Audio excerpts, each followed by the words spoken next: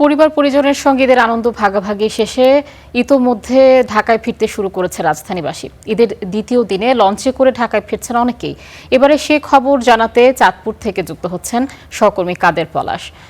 পলাশ, launch ঘাটে যাত্রীদের উপস্থিতি কেমন দেখছেন এবং ঢাকায় ফিরছে কেমন সংখ্যক মানুষ, অথবা সেখানে আসছে কিনা যাত্রীরা, সেটাও জানাবেন।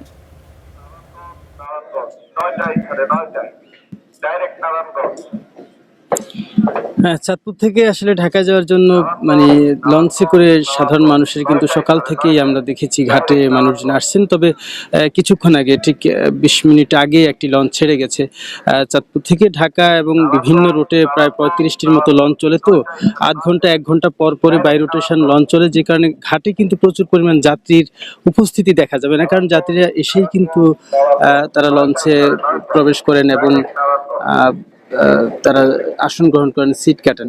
সুতরাং ওভাবে মানুষের উপস্থিতি ঘাটে দেখা যাবে না, কিন্তু লঞ্চের ভিতরে যাত্রী আছে। আর প্রতি নির্ধারিত সময়ের সময় লঞ্চগুলো ছেড়ে যাচ্ছে। আর এই শুধুমাত্র লঞ্চ না, এই সড়ক পথেও কিন্তু সাধারণ মানুষ ঢাকার উদ্দেশ্যে, নারায়ণগঞ্জের উদ্দেশ্যে যাচ্ছে। আমি চাঁদপুর ঘাটের একটু গুরুত্বপূর্ণ তথ্য দিই, সেটা হচ্ছে যে এই ঘাটটা ব্যবহার করেই কিন্তু দক্ষিণাঞ্চলের যেসব যাত্রী আছেন, বরিশাল, ভোলা, পটুয়াখালী, ওই অঞ্চলের মানুষ যারা চট্টগ্রামে অবস্থান করেন, চাকরি করেন, তারাও কিন্তু এই ঘাট হয়েই সেই এলাকায় যাবেন। সুতরাং এই ঘাট একটা ট্রানজিট হিসেবে মূলত ব্যবহার হয়ে থাকে। তো এখানে আমি যাত্রীদের সাথে কথা বলছি। এবারের ঈদে যারা গ্রামে এসে করেছেন, তারা যে ফিরছেন ঢাকায়, এখানে কিন্তু আসলে তাদের সেই পরিমাণ অভিযোগ নেই, কারণ লঞ্চে সেই পরিমাণ চাপ নেই। স্বভাবতই যদি চাপ বেশি থাকে, অতিরিক্ত যাত্রীর চাপ থাকলেই কিন্তু লঞ্চের কর্তৃপক্ষ যারা থাকেন তারা ভাড়া বাড়িয়ে দিতে চান। সেই সুযোগটুকু কিন্তু এবার পাচ্ছে না তারা। সুতরাং সাধারণ মানুষের কিন্তু একটা স্বস্তির নিঃশ্বাস আছে। আমি এখানে বিআইডব্লিউটিএ কর্তৃপক্ষের যারা ঊর্ধ্বতন আছেন তাদের সাথে কথা বলেছি। তারা এই ঘাটে নিরাপদ রাখতে, যাত্রীদের যাতায়াত নিরাপদ নিশ্চিন্ত করার জন্য কিন্তু তাদের সার্বিক আয়োজন বা প্রস্তুতিও কিন্তু ছিল ঈদের আগে থেকে, ঈদের পরেও আছে। আমরা দেখছি এখানে নৌ পুলিশ, কোস্টগার্ডের সদস্যরাও কিন্তু কাজ করছে, এবং এখানে যারা আনসার ভিডিপি আছেন তারাও কাজ করেছেন। তো সামগ্রিকভাবে চাঁদপুরের এই লঞ্চ ঘাটটি খুব গুরুত্বপূর্ণ দক্ষিণাঞ্চলের মানুষের জন্য। এই অঞ্চলের মানুষের জন্য লক্ষ্মীপুর, নোয়াখালী অঞ্চলের মানুষ কিন্তু এই ঘাট ব্যবহার করেই ঢাকা, নারায়ণগঞ্জে যায়। এই ছিল আমার কাছে চাঁদপুর লঞ্চ ঘাটের সর্বশেষ। কাদের পলাশ, আপনাকে ধন্যবাদ। আমরা ইতোমধ্যে দেখতে পাচ্ছি লক্ষ্মীপুরের মজু চৌধুরীর হাট লঞ্চ ঘাট থেকে যুক্ত হয়েছেন সহকর্মী নাজমুস সাকিব। সাকিব, আপনার কাছেও একই প্রশ্ন, যে এই যে লক্ষ্মীপুরের লঞ্চ ঘাট, সেখানে যাত্রীদের চাপ কেমন দেখছেন এবং লঞ্চগুলো সময় মতো ছেড়ে যাচ্ছে কিনা? আচ্ছা, শুভ সকাল আপনাকে। লক্ষ্মীপুরের মজু চৌধুরী হাট লঞ্চ ঘাটে এই মুহূর্তে আমি অবস্থান করছি। আজকে ঈদের দ্বিতীয় দিন। আজকেও কিন্তু লঞ্চে করে মূলত লক্ষ্মীপুর মজু চৌধুরী হাট লঞ্চ ঘাট থেকে বরিশাল এবং ভোলার উদ্দেশ্যে বিভিন্ন শ্রেণী পেশার মানুষ কিন্তু যাচ্ছে। সেই দৃশ্য আমরা সকাল থেকেই দেখেছি। ইতিমধ্যে ভোর রাত থেকে প্রায় 3টি লঞ্চ ইতিমধ্যে ছেড়ে গেছে ভোলা এবং বরিশালের উদ্দেশ্যে।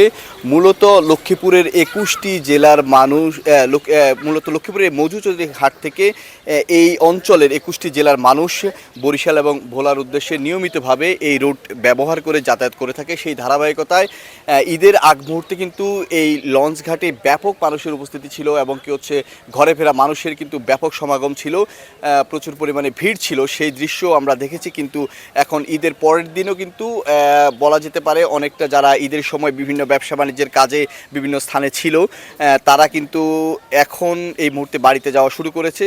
তো সেজন্য হচ্ছে আজকে সকাল থেকে কিন্তু বেশ কয়েকটি লঞ্চ কিন্তু এখান থেকে ছেড়ে গেছে ভোলা এবং বরিশালের উদ্দেশ্যে। সেই ধারাবাহিকতায় এখনও কিন্তু মানুষ এই ঘাটে এসে ভিড় জমিয়েছে। এছাড়া কেউ কেউ খুব দ্রুত যাওয়ার জন্য আমরা যেটা দেখতে পেয়েছি সেটা হচ্ছে স্পিড বোট যে এখানে ছিল, এবং কি হচ্ছে আর ছোটোখাটো যে বাহনগুলো ছিল সেগুলোর মধ্যেও কিন্তু ঝুঁকি নিয়ে যাওয়ার অনেক চেষ্টা করেছে, তেমন দৃশ্য আমরা আমাদের চোখে পড়েছে। এছাড়া আমরা এখানে দেখেছি যে নিরাপত্তা যে কর্মীরা রয়েছে তারাও কিন্তু এখানে সরব উপস্থিতি রয়েছে।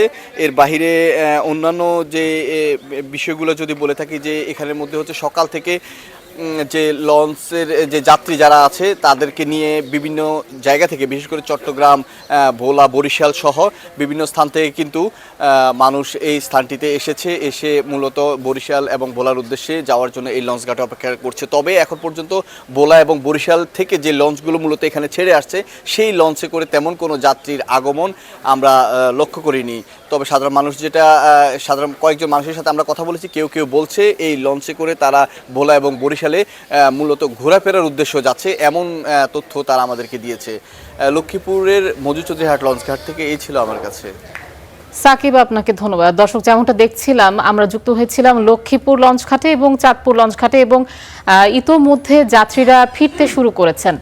ঈদের দ্বিতীয় দিনে ঢাকায় ফিরতে শুরু করেছে মানুষ, যেমনটা জানাচ্ছিলাম। এবং এই মুহূর্তে এবার যুক্ত হব ঢাকায়, সেখানে কল্যাণপুরে আছেন আমাদের সহকর্মী, কল্যাণপুর বাস স্ট্যান্ড থেকে যুক্ত হচ্ছেন মুন্নাফ রশিদ।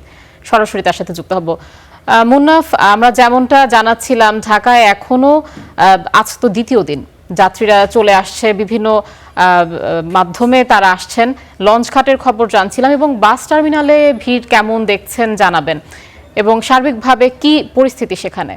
মূলত ঈদের পরদিন আমিও ধারণা করেছিলাম যে ঢাকায় মানুষ আসবে, বেশি আসার চিত্রই দেখতে পাবো, কিন্তু আমি এসে দেখছি ঠিক উল্টা চিত্র। আমার পিছনে যতগুলো মানুষ দেখছেন, এই কল্যাণপুর বাস কাউন্টারের এই যে পিছনে যত মানুষ দেখছেন, এরা সবাই ঢাকা ছাড়ছেন আজকে। এদের সাথে আমি কথা বলেছি, যেটি জানতে পেরেছি যে তারা কেউ কেউ ঠিক স্বস্তির যাত্রাটা খুঁজে পাচ্ছিলেন না ঈদের আগে, এই জন্যে তারা ঈদের পরদিন গ্রামের উদ্দেশ্যে রওনা হয়েছেন। এরকম বক্তব্য অধিকাংশের, যে যারা আজকে ঢাকা ছাড়ছেন তাদের অধিকাংশের বক্তব্য এমন। এর বাইরে অন্য বক্তব্য রয়েছে বা অন্য কারণও রয়েছে। কেউ কেউ ঘুরতে যাচ্ছেন, আজকে ঢাকার দ্বিতীয় দিন, ঢাকাতে ঈদ করে তারা ফ্যামিলি নিয়ে কোথাও ঘুরতে যাচ্ছেন। আবার এমন রয়েছে যে কেউ ঢাকাতে এমন প্রফেশন বা এমন কর্মে যুক্ত আছেন যাদের কাজই থাকে মূলত ঈদকে কেন্দ্র করে, যেমন ব্যবসা কেন্দ্রিক কিছু ব্যস্ততা থাকে। তারা আসলে ঈদের চাঁদ রাত পর্যন্ত, ঈদের দিন সকাল পর্যন্ত তাদের আসলে ব্যবসা চালিয়ে যেতে হয়। তারা ঈদের দিন যেতে পারেন নাই, ঈদের আগে যেতে পারেন নাই, তারা আজকে যাচ্ছেন। আবার এমন কিছু সামাজিক অনুষ্ঠান আছে যেগুলো ঈদের পরের দিন অনুষ্ঠিত হয়ে থাকে, এই জন্য অনেকে আজকে ঢাকা থেকে যাচ্ছেন তারা সেই সামাজিক অনুষ্ঠানে যোগ দিতে। তবে আরও বেশ কয়েকজন এমন চিত্র জানিয়েছে যে সারা দেশব্যাপী যে ঈদের আগে বা ঈদকে কেন্দ্র করে যে ঘরে ফেরার যে যাত্রা, সেই যাত্রায় এক ধরনের সড়ক দুর্ঘটনা এক ধরনের মানে অস্বস্তি দিয়েছে বা মানুষের ভিতরে এক ধরনের চিন্তার ভাঁজ ফেলেছে, যে আসলে তাদের যে এই যে যাত্রা, সেই যাত্রা অনেকটা দুর্ভোগ হয়ে যাচ্ছে কিছু কিছু সময়ে। আজকেও আমরা জানি যে ঢাকা চট্টগ্রাম মহাসড়কে একটা বড় দুর্ঘটনা হয়েছে, বাসের সাথে ট্রেনের ধাক্কায় সেখানে 12 জনের প্রাণ গেছে। তো এই যে খবরগুলো এই যাত্রীদের মাঝেও, মানুষের মাঝেও এক ধরনের আতঙ্ক বা এক ধরনের ভয় তৈরি করছে। এই জন্য অনেকেই ঈদের আগে যে তড়িঘড়ি করে যাওয়া এবং যত্রতত্রভাবে যাওয়া, সেই যাওয়াটাকে অনেকেই অ্যাভয়েড করেছেন, এবং ঈদের পর দিন কিছুটা স্বস্তির যাত্রা হিসেবে এই ঈদের পর দিন তারা রওনা হচ্ছেন, এমনও অনেকেই আছেন। আমি একটা ফ্যামিলির সাথে কথা বলেছিলাম, তিনি বলছেন যে পুরো ঈদের আগে যে খুব চাপাচাপি থাকে যাত্রীদের, রাস্তায় এক ধরনের খুব ব্যস্ততা থাকে, সেই ব্যস্ততাকে এড়িয়ে তারা চেয়েছেন যে একটি স্বস্তির যাত্রায় ঈদ উদযাপন করবেন, এবং সেই জন্য কিন্তু ঈদের পরের দিন উনি গ্রামে যাচ্ছেন। এবং উনি যেটা বলছেন যে উনি আশা করেননি যে ঈদের পর দিন এত ভিড় পাবেন। ঈদের পর দিন সাধারণত আমরাও এসে দেখেছি যে আপনাকে যেটা শুরুতেই বলছিলাম, যে আমি ধারণা করেছিলাম যে গ্রাম থেকে মানুষ ঢাকায় ফিরবেন, সেই চিত্র হয়তো বেশি দেখাতে পারবো, কিন্তু এসে দেখছি যে আসলে উল্টো চিত্র। ঠিক ঈদের আগের দিনও আমরা এত ভিড় খুব সম্ভবত দেখতে পাইনি।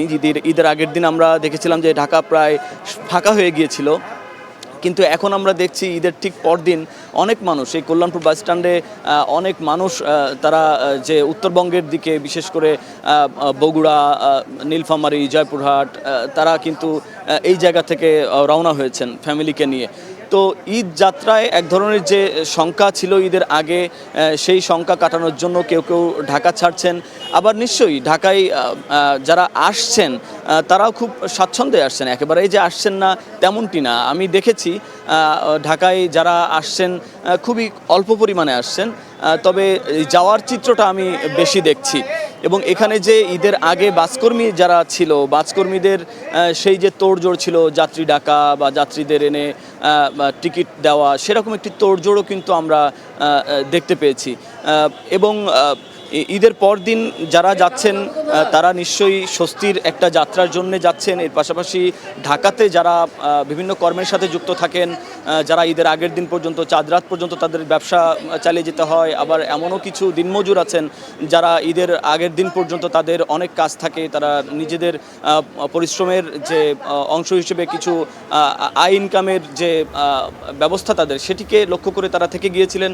তারাই মূলত আজকে ঢাকা ছাড়ছেন এবং ঢাকা ছাড়ার এই দৃশ্য নিশ্চয়ই পরবর্তীতে স্টার নিউজের মাধ্যমে দর্শকদের নতুন কোনো জায়গা থেকে আবারও দেখাতে পারবো। তো এই ছিল এখন পর্যন্ত আমার কাছে। মুন্নাফ রশিদ, আপনাকে ধন্যবাদ।